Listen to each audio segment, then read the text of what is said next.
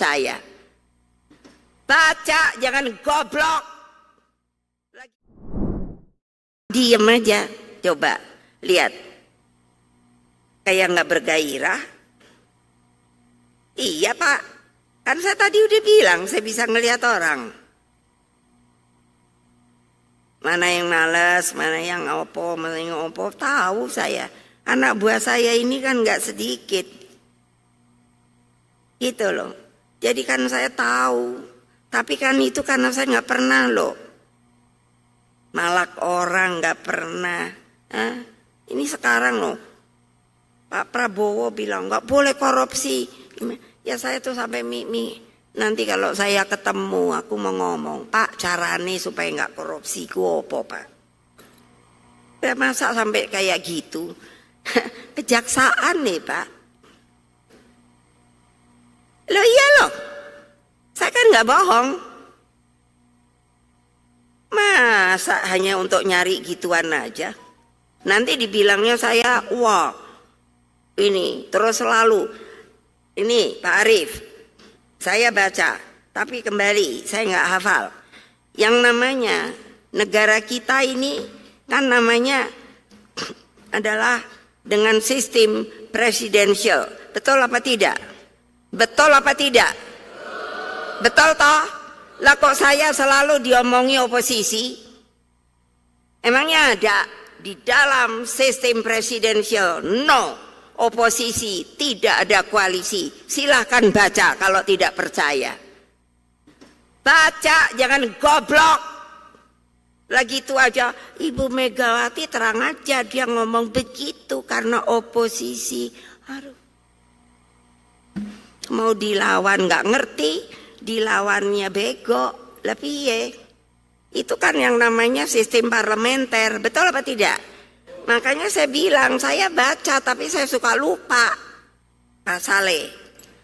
Jadi nggak ada, makanya kenapa saya mengatakan Pak Prabowo, Mas Presiden, saya minta untuk saya datang benar, ngomong baik-baik. Saya tidak akan ditawari untuk masuk. Saya tidak masuk ke kabinet Pak, terima kasih banget. Saya akan ada di luar sebagai apa? Penyeimbang. Dengerin tuh semua.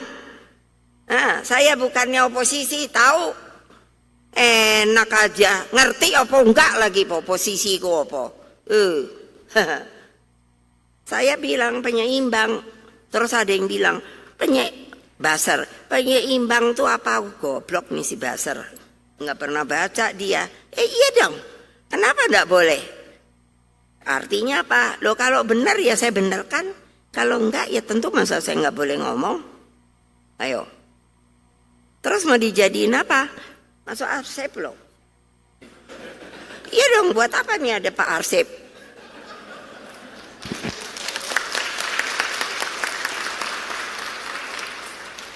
Mau udah apa belum? Mau sudah apa belum? Jawab yang benar.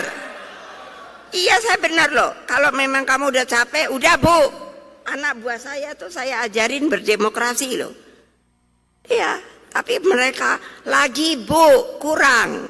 Jangan bohong. Enggak Bu, karena itu pembelajaran dari Ibu yang harus kami lakukan. Benar, dikerjakan oleh mereka. Daripada kalian nih gitu, ketap-ketip, empuh masuk, empuh ora. Ikan jengkel aku, masuk aku terus yang bapak. Kalau sudah terima kasih dengan segala hormat kepada Ibu Megawati yang telah memberikan batin gue. Enggak ada sih kue yang lebih enak ya. Aduh gawat ya Republik nih. Ya memang benar gawat. Mana dia?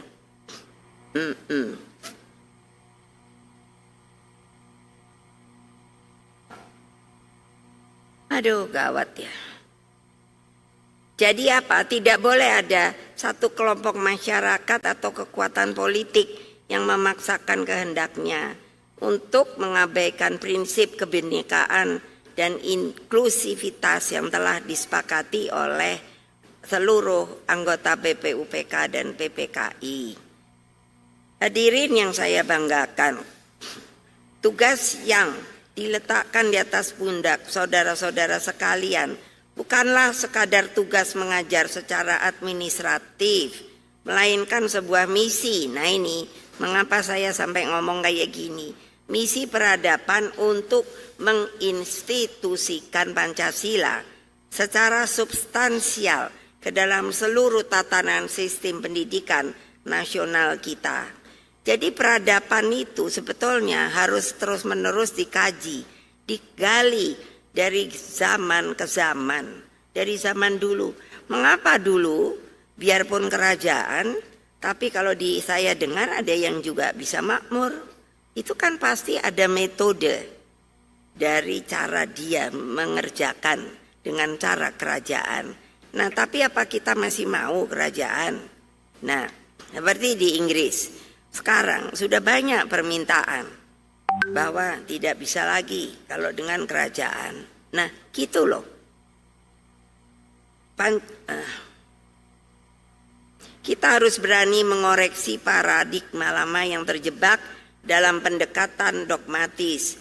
Pancasila tidak boleh lagi diajarkan hanya sebagai sekadar hafalan teks formalis untuk mengejar nilai ujian, apalagi disempitkan menjadi jargon politik yang steril dan kerai kering dari pemaknaan. Itu loh, kalau kita bisa menghayati itu benar-benar apa ya, ada di diri kita tuh sebagai sesuatu yang hidup gitu loh.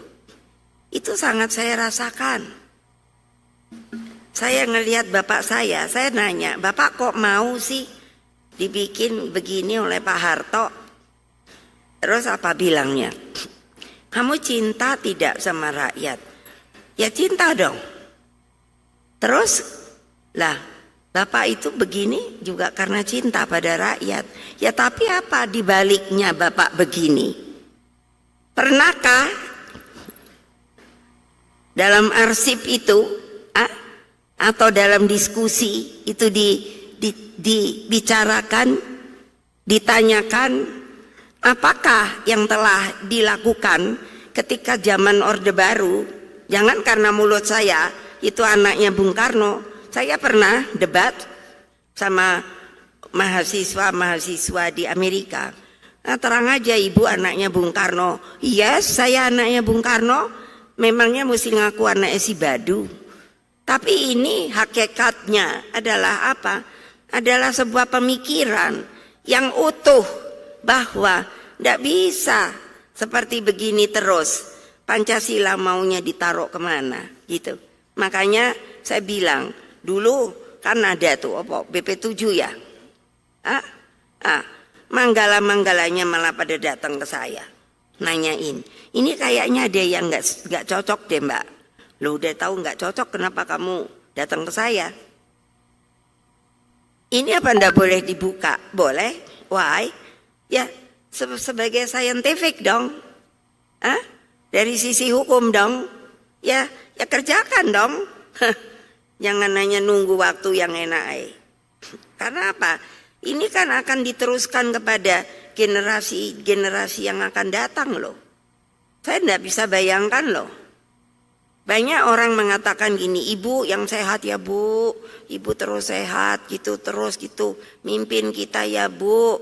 Lah memangnya gimana? Lah kalau saya udah dipanggil sama yang punya gimana? Pada diem. Itu rakyat. Karena ada gantinya. Terus ada yang berani. Belum tentu bu. Ini nggak ngomong, bohong.